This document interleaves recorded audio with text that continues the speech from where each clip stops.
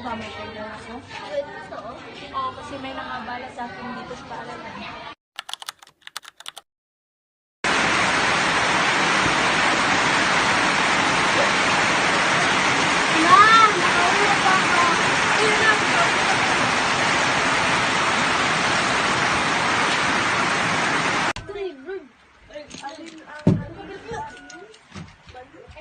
Oo nga pala.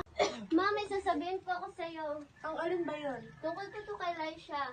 Kasi sabi niya sa akin, may nakikita po siyang babae sa paralan at nanggugulo sa kanya. Talaga ba? Nakakatakot naman yun na. Kaya nga eh.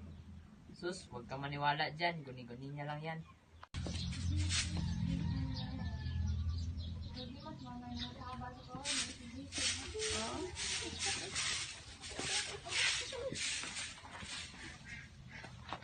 Uy, Mars! Paano ba? May multo daw sa paaralan nila, Kyra. We? Paano mo nalaman? Narinig ko doon, sabi ng anak ni Maring Tessa. Come on.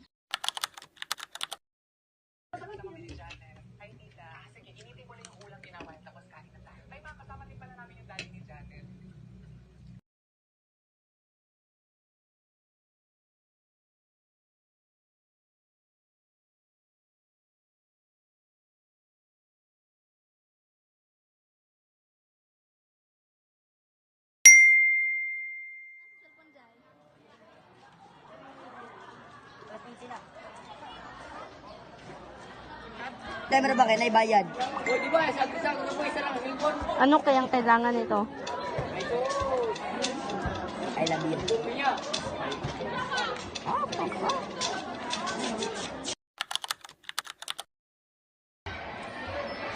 Wikas, gusto na.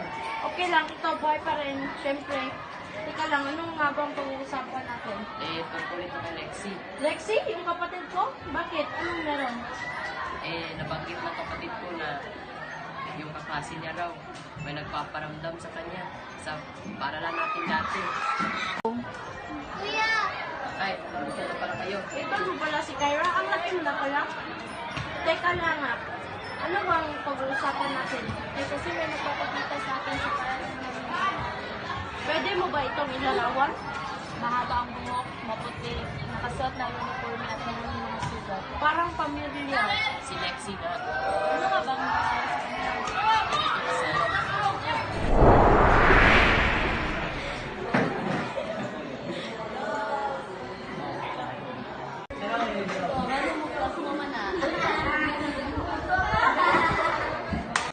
Sari-sari pa yung isa dyan. Maliit naman yung store. Di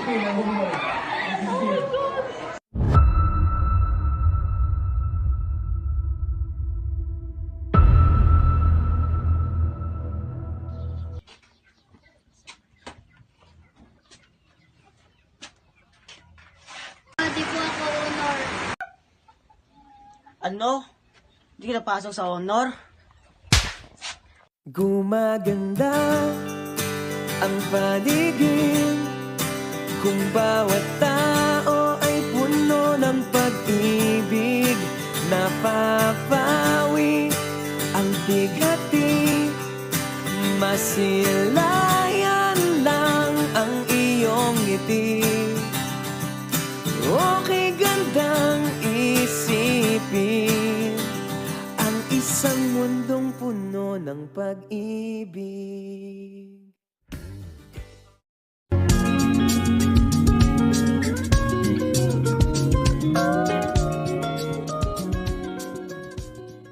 So when I die, which I must do, could it shine down here with you? Just my love is mine, all mine. I love mine, mine, mine.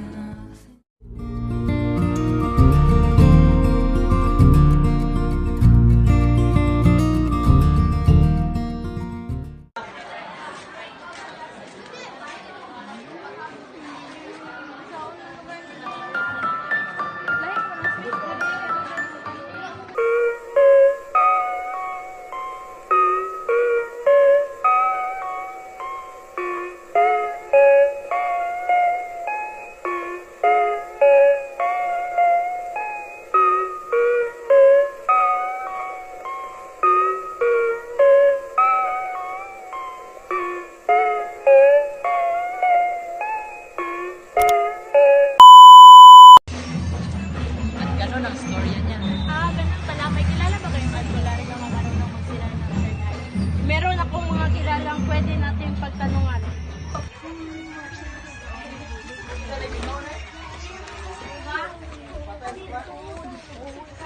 Magandang araw po. Pwede po ba kaming magtanong? May kilala po ba kayong albularyo na taga dito? Parang doon. Diretso doon. Sige po, salamat. Tao po! Tao po! May tao. Hala, bukas. Pasukin kaya natin. Bahala kayo dyan. Natatakot ako. Samahan niyo po. Tao po. Hala, ang dilim sa loob.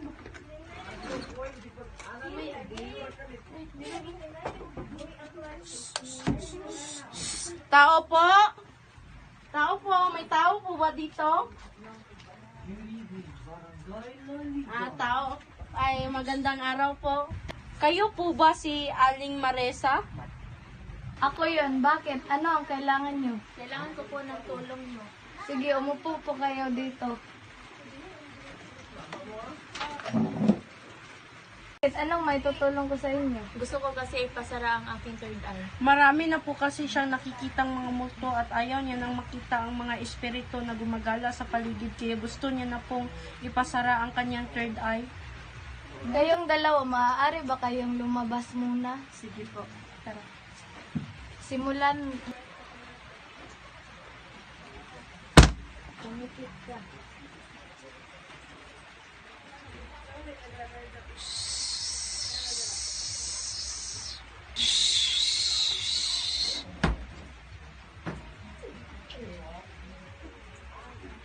Tapos na ang iyong paghihirap, hindi mo na sila makikita pa.